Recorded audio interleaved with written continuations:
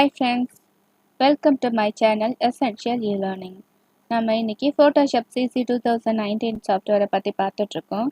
இன்னைக்கு ஃப்ரேம் டூலை பற்றி பார்க்க போகிறோம். ஃப்ரேம் டூலை வச்சு என்ன க்ரியேட் பண்ணுவாங்க அப்படின்ட்டு பார்த்தீங்கன்னா, ஒரு மேரேஜ் ஆல்பம் க்ரியேட் பண்ணுறாங்க, அதில் வந்து கொலாஜ் ஒர்க் பண்ணுறாங்க அப்படின்னா அதுக்கு இந்த ஃப்ரேம் டூலில் நம்ம யூஸ் பண்ணலாம். கொலாஜ் அப்படின்னா என்னென்னா ஒன்றும் இல்லை, ஒரு கலெக்ஷன் ஆஃப் ஃபோட்டோஸை நம்ம வைக்கிறோம் அப்படின்னா அதை தான் வந்து ஒரு கொலாஜ் அப்படின்னு சொல்லுவாங்க. கொலாஜ் ஒர்க்கை வந்து இந்த ஃப்ரேம் டூலை யூஸ் பண்ணி தான் நம்ம பண்ண போகிறோம். அதுக்கு நம்ம வீடியோக்குள்ளே போகிறதுக்கு முன்னாடி என்னோட சேனல் இந்த வீடியோ ஃபுல்லாக பாருங்கள்.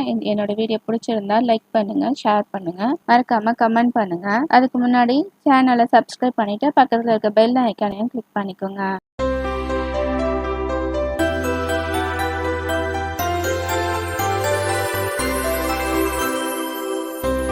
நான் இப்போ க்ரியேட்டிவ் போயிட்டேன். நான் இப்போ ஒரு பேனர் சைஸில் இதை க்ரியேட் பண்ணுறேன். எனக்கு ஹைட்டு வித்துலாம் வித்து வந்து பார்த்தீங்கன்னா 1500 வச்சுருக்கேன். பிக்சல்ஸில் வச்சுருக்கேன் யூனிட்டு. ஹைட்டு 50 வச்சுருக்கேன். ரெசல்யூஷன் 300 வச்சுட்டு நான் வந்து இப்போ சிஎம்வைக்கே வச்சுக்கிறேன். கலர் மோட சிஎம்வைக்கே மாற்றிட்டேன். பேக்ரவுண்ட் ஒயிட்டில் வச்சு நான் ஓகே கொடுக்குறேன். க்ரியேட் கொடுத்துட்டேன். ஓகே, ஒரு நியூ ஃபைல் க்ரியேட் பண்ணிட்டேன். இப்போ நம்ம ஃப்ரேம் டூலுக்கு ஷார்ட்கட் என்னன்னு தெரிஞ்சுக்கலாம். ஃப்ரேம் டூல் வந்து டூல் பாரில் 6th டூல் தான் வந்து ஃப்ரேம் டூல். நீங்கள் மவுஸில் போய் டூல் பாரில் போய் கிளிக்கும் பண்ணலாம். இல்லை அப்படின்னா அதுக்கு ஷார்ட்கட் கீ வந்து கே ப்ரெஸ் பண்ணி நீங்கள் அதை ஓப்பன் பண்ணிக்கலாம். இப்போ முதல்ல நான் வந்து ஃப்ரேம் டூலை எப்படி யூஸ் பண்ணுறதுன்னு சொல்லித்தரேன். ஃப்ரேம் டூலை வச்சு எப்படி அந்த ஒரு கொலாஜ் ஒர்க் செய்யலாம் அப்படிங்கிறத நான் உங்களுக்கு சொல்லித்தரேன்.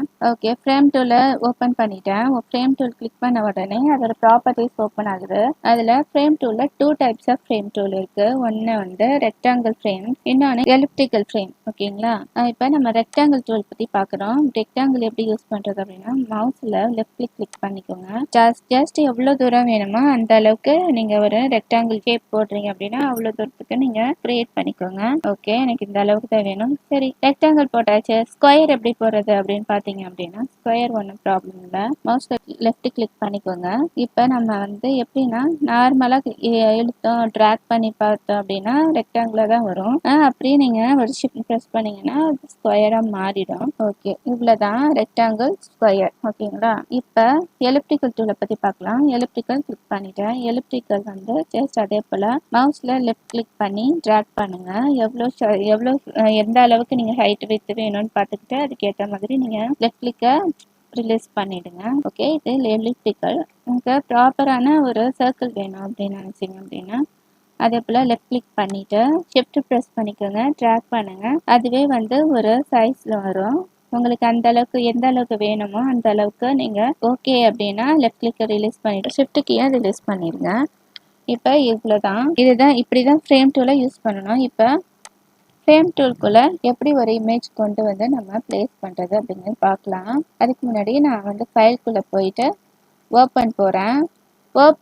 ஓப்பனுக்கு கண்ட்ரோல்-O தான் ஷார்ட்கட்டு. நீங்கள் கீபோர்டில் கண்ட்ரோல்-O கூட நீங்கள் ஓப்பன் பண்ணிக்கலாம். ஓகே, நான் ஓப்பன் பண்ணிட்டேன் இந்த இமேஜை.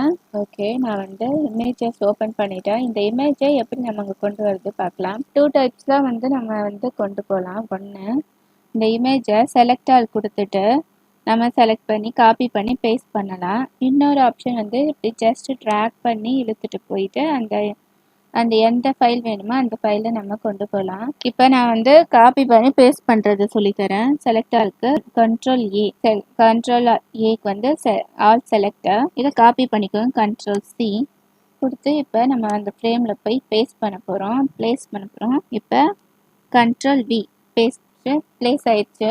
இமேஜை சூப்பராக ப்ளேஸ் ஆகிருக்கு. இப்போ நமக்கு இந்த இமேஜ் வந்து க்ளோஸ்அப்பில் வேணும் அப்படின்னா ஜஸ்ட் டபுள் கிளிக் பண்ணிக்கோங்க. இமேஜை செலக்ட் ஆகிடுச்சு.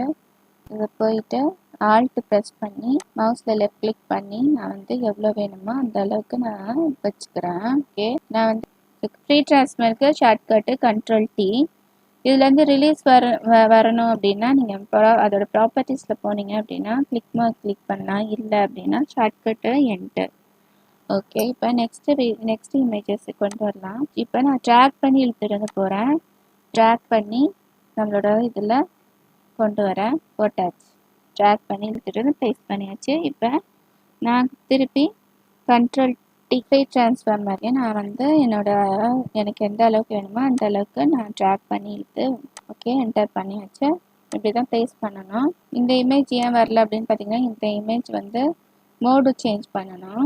மெனு பாரில் இமேஜ் போய் அதில் மோட் அப்படிங்கிறத RGB கலர் மோடுக்கு மாற்றிக்கோங்க. மாற்றியாச்சு. இப்போ போய் ட்ராக் பண்ணி நம்மளோட ஃபைலுக்குள்ளே நம்ம போட்டுடலாம். ஓகே, போட்டாச்சு. அந்த இமேஜும் வந்துடுச்சு. இப்போ இமேஜ் கொஞ்சம் பெருசாக இருக்குது, அது ஃப்ரேம்குள்ளே அடங்கலை. அதனால் நான் ஃப்ரீ ட்ரான்ஸ்ஃபார்மிங் டூல் யூஸ் பண்ணி ஆல்ட் ப்ரெஸ் பண்ணி அதை வந்து கொஞ்சம் சைஸ் சின்ன பண்ணுறேன். ஓகே, அப்புறம் வந்துச்சு. ஓகே, இதுதான் இமேஜை நம்ம ப்ளேஸ் பண்ணலாம். இதை யூஸ் பண்ணி நம்ம ஒரு கொலாஜ் எப்படி செய்யலாம் அப்படிங்கிறத பார்க்கலாம்.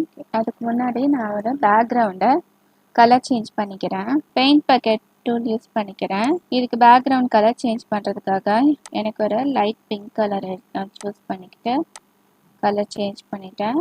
அகெயின் எனக்கு நியூ தேவை. நான் நியூ லேயர் ஓப்பன் பண்ணிட்டேன்.